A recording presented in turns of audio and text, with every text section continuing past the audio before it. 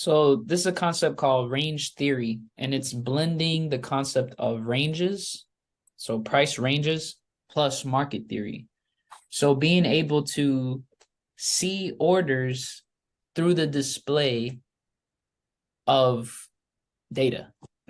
That's it. So like whenever you see a range like this is like a simplified version of it. But obviously what you will see on the charts for the most part is something more so like this.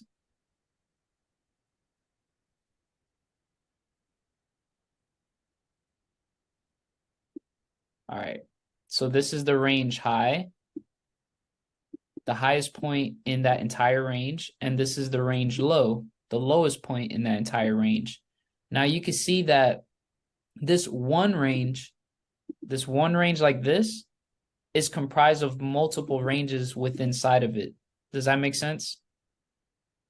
Every high and low, everything that makes a high and low is a price range. So you can see that this one price range is built by price ranges. Does that make sense? Yes, it does. Okay, so with that being said, within this range, we started here and we ended here, right? So if my eyeballs are over here, if I'm this range and I'm looking back at my history, I'm looking back and up from where I came from. I came from up here. Where do I see inside of this range? Where can I actually see available buy stops? Can you guys mark them off? Mhm. Mhm. Okay, And so right, what did you mark off, Naj? the highs. Okay. And then Mikey, what are you marking off?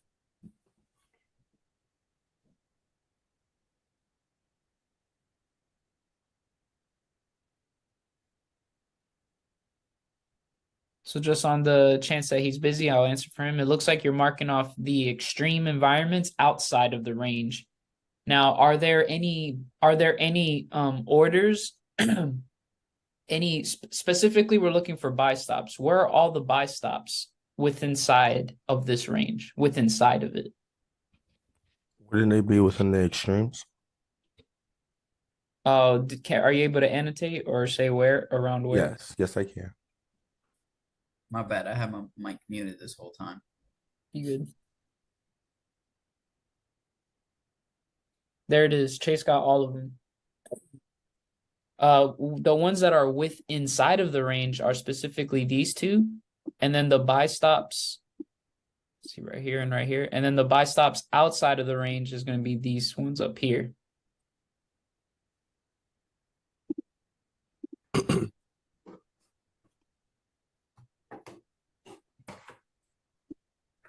Super important to understand this because usually usually what happens in a continuation format. In the continuation format, prices continuing in a certain direction. Okay, so say this went down. Which way would be a continuation? Down, like Okay, yeah, down. if the next candle went down. So if it Closed. right, so if it opened, went up inside of the range, right? Yeah. So that's what we're doing when we go inside of the range. We're looking for orders that exist in here that we can sell to at a certain point in time at that price.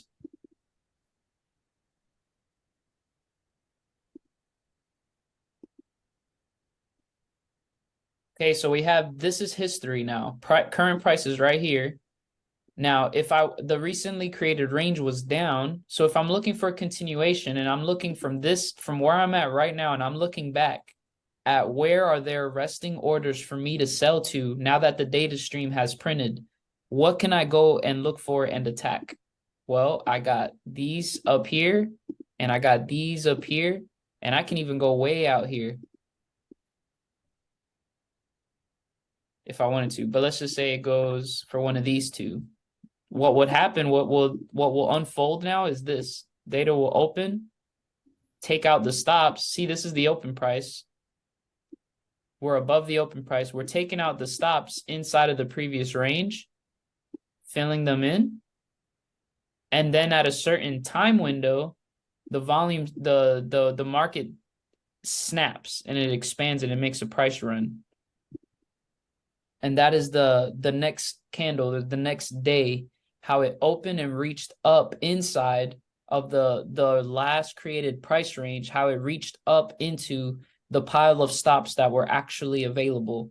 And when it was in that pile of stops at a certain time, you see a nice, powerful reaction that happened above the day's open price in this example here. So that is range theory. That is how I took a range.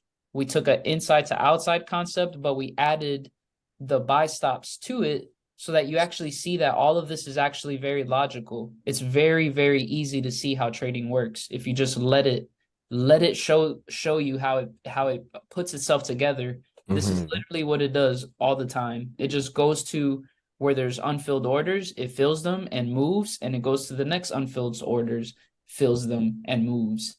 And then over here, sometimes it'll move, fill orders, but also create new ones. Move, fill orders, and create new ones.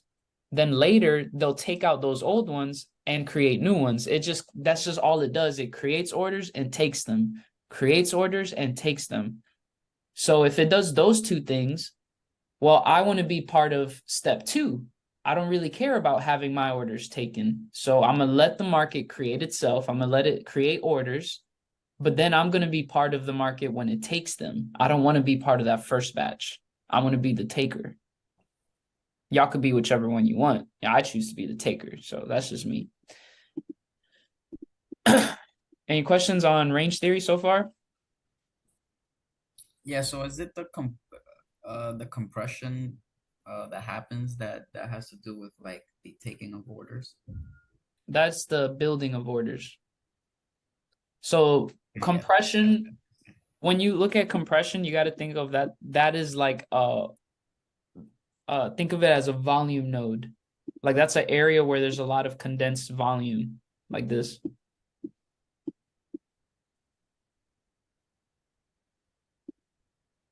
So ideally, before a move, I would like to see, let's say, for example, price to go up into a high, create some sort of compression, like build up orders and then take them Usually, out. sometimes you can see them build orders just before it takes the highs, kind of like in this example here. Right. So it'll build them out on the front end, and then just to add to the amount of orders that exist up there. Gotcha. And then later it'll run them all out. It'll clean them all out, sell to all of them, and then run the price down.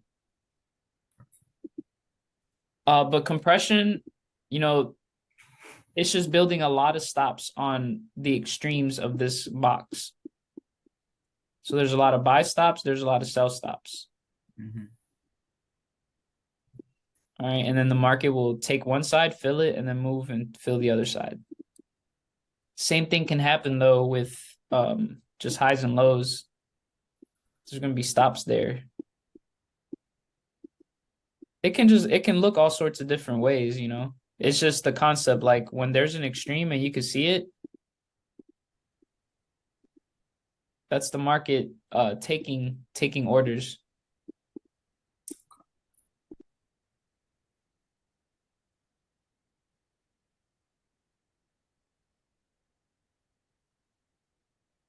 All right, so let me just show you a few.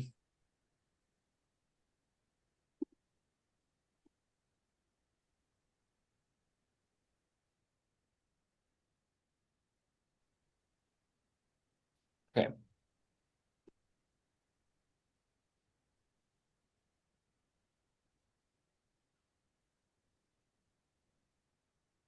Show you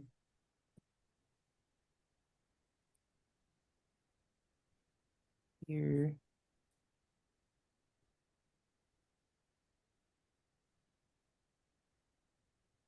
All right, this whole range from this low to this high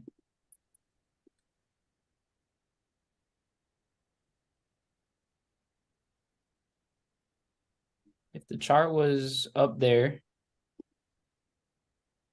Right? If this were current price right here, and this is the high and this is the low, and it were to look back at what it just did or where it's come from right here, it can look under all of this. It can look under here because that's where all the existing stops exist right now. That's where there are. So like, look, I could put this here and I could put this down here. And the stops exist here, right underneath in the extremes. Does that exist? Or does that make sense? Like within this leg right here, within that range from low to high, aren't those where the sell stops are below those lows? Yes. Yes. So watch how the market goes into the range to reach inside. This is what I call the cookie jar. It's reaching in the range, and this is where the cookies are, the stops. That's how I kind of came up with the concept of that. Like I saw that the market had created a range, and it can look back into it and reach in and grab whatever orders are inside of that range and then run out to the orders that exist outside of the range. Right. Out here. It's a beautiful process, very simple. Watch this. So there goes, it runs out the first batch and creates new ones. It takes those while it's running to the next one, but it creates new ones as well.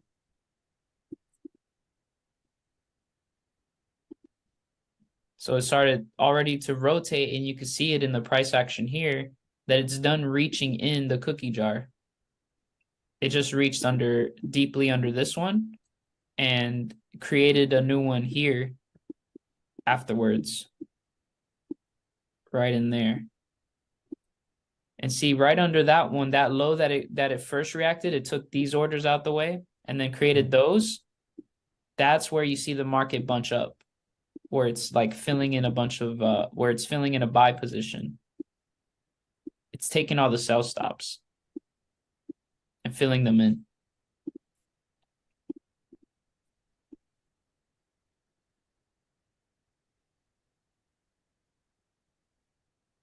Edgar. Yeah.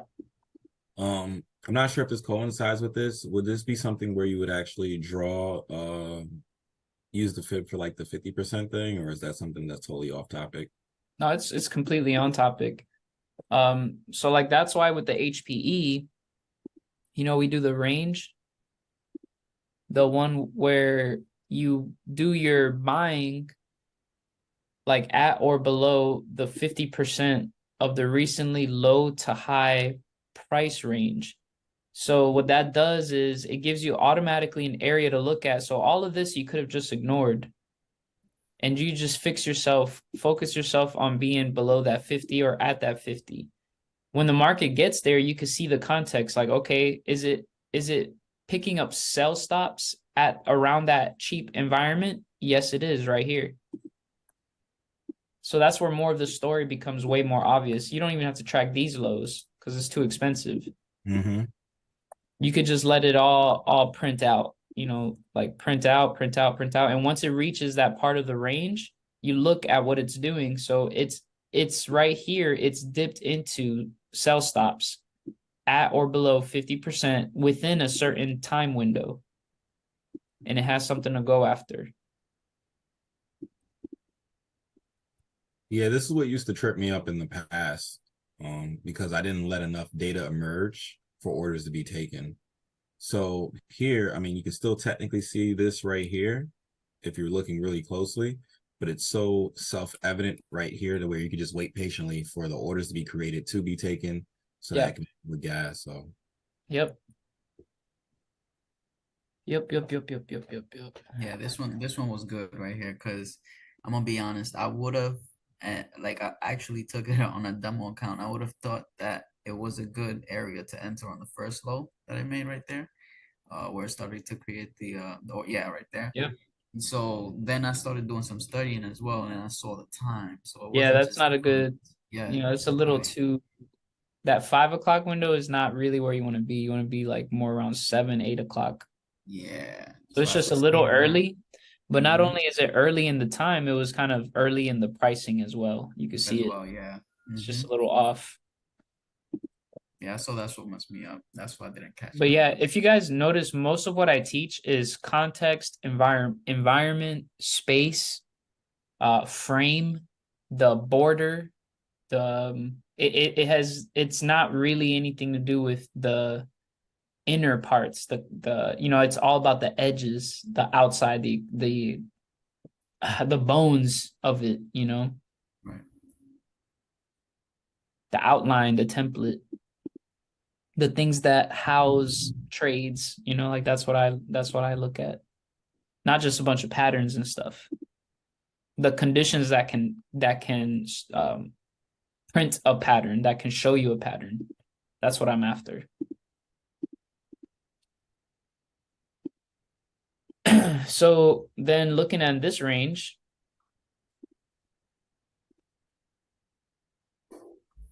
from this low to this high,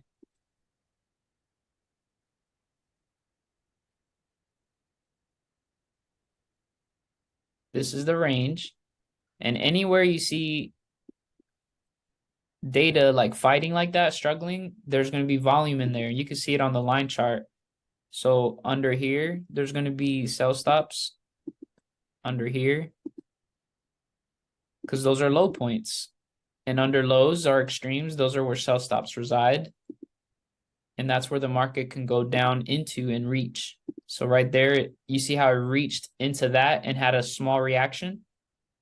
That's not random. It's reacting to orders that are in the way. Continuation. Took these orders out now. Let's see if there's a reaction out of here.